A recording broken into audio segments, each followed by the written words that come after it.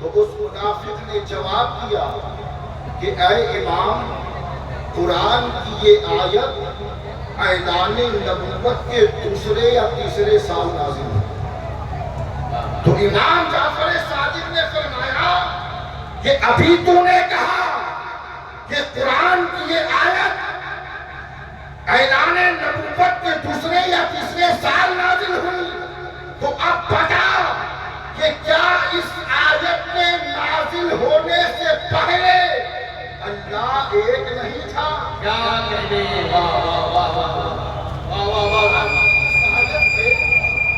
نازل ہونے سے پہلے کیا اللہ ایک نہیں تھا؟ اس نے کہا اے امام، قرآن کی اس آیت کے نازل ہونے سے پہلے بے شک اللہ ایک تھا، اور اللہ تو روز ازل سے ایک ہے۔ اب وقت کے امام نے کھڑے ہو کر فرمایا اے منافق سن لے، جس طرح اللہ روز ازل سے ایک ہے، اسی طرح اہل بیت روز ازل سے پاک ہے، مطہر۔ ایسا نہیں ہے کہ اس آیت کے نازل ہونے کے بعد اللہ نے اہل بیت کو پاک کیا ہے۔ امام جعفر صادق نے فرمایا کہ اہل بیت تو روز ازل ہی سے پاک ہے، بس اللہ نے اعلان کر دیا۔ ذرا تیزی کے ساتھ میں آپ کو آگے دیتا چلوں۔ آج کے اس دور میں صحابہ کرام کا نام لے لے کر کچھ لوگ خارجیت اور ناسبیت کو پھیلا رہے ہیں۔ بے شک قیامت وہی ہے، کھڑے ہو کر استغفار فرما دیں۔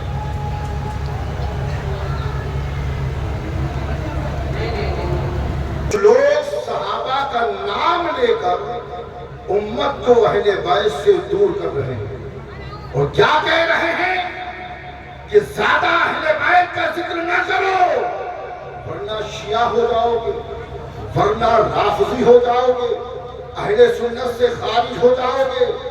میں ایسے لوگوں کو اہل بیت کی محبت کیا ہے صحابہ کے کردار سے بتاؤں گا، اور بتاؤں گا کہ حضرت ابو بکر نے مولا کائنات سے کیسے محبت کی ہے، امام حسین سے کیسے محبت کی ہے۔ حضرت ابو بکر اس ذات کو کہتے ہیں کہ جب علی کا چہرہ دیکھ رہے تھے تو آپ کی شہزادی نے پوچھ لیا تھا کہ بابا، ہمیشہ میں دیکھتی ہوں کہ جب بھی نبی کی بارگاہ میں علی آتے ہیں تو آپ علی کا چہرہ دیکھ کر مسلسل ٹکٹکی باندھ کر دیکھتے رہتے ہیں، علی کے چہرے کی زیارت کرتے رہتے ہیں، آپ کی نظر ہٹنے کا نام نہیں لیتی ہے۔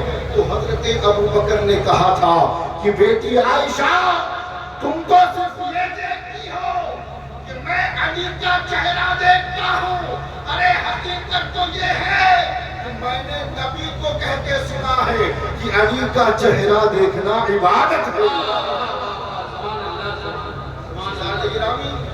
اہل بیت کے کردار سے بتایا جائے گا، صحابہ کی کردار سے بتایا جائے گا کہ اہل بیت سے محبت کسے کہتے ہیں۔ اللہ کے رسول صلی اللہ علیہ وسلم مسجد نبوی میں تشریف فرما، توجہ ہے آپ کی؟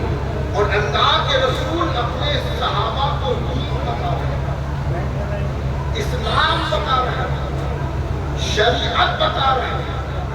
اور جب بھی حضور پاک مسجد نبوی میں تشریف فرما ہوتے تو صحابہ کرام کے بیٹھنے کی ترتیب ہمیشہ یہ رہا کرتی تھی کہ داہنی طرف بغل میں حضرت ابو بکر صدیق تشریف فرما،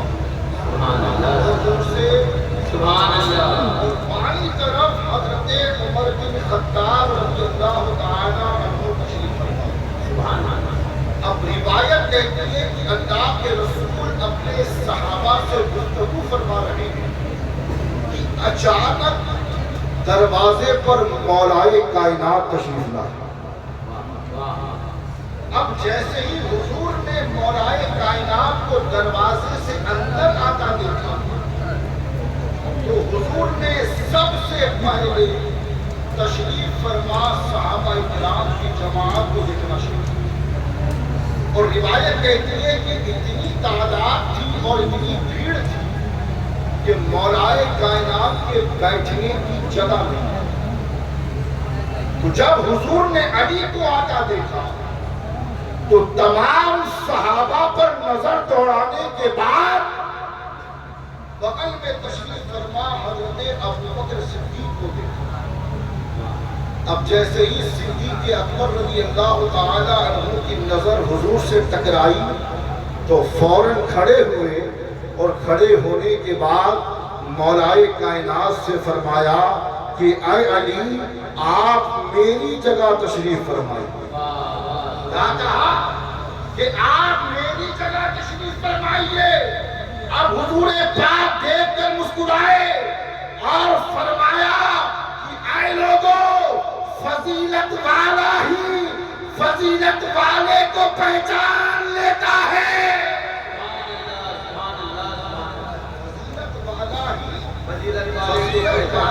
پہچان لیتا ہے۔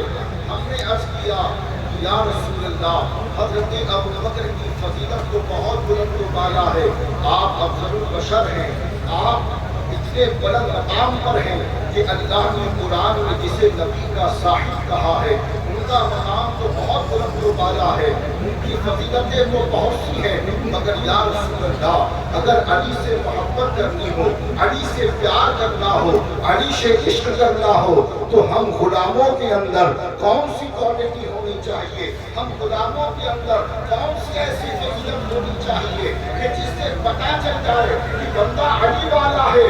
تو نبی نے فرمایا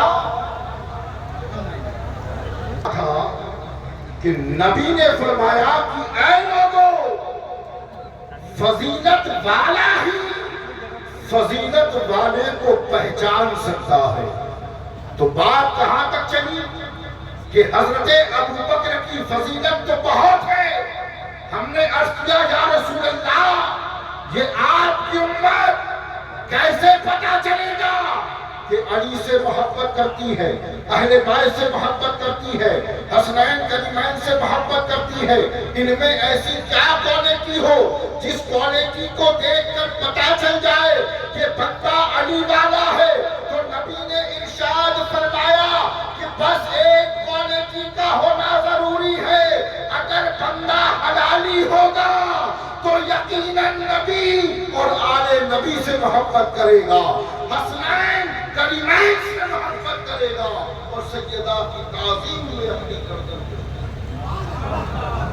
آئیے سیدنا حضرت ابو ہریرہ کی بارگاہ میں وہ جلیل القدر صحابی کہ جنہوں نے اپنی زندگی میں تقریباً 5000 سے زائد روایات کو بیان کیا، اور اللہ کے رسول صلی اللہ علیہ وسلم کی صحبت پانے وہ حضرت ابو ہریرہ ایک مرتبہ مدینے میں کسی صحابی کا انتقال ہو گیا۔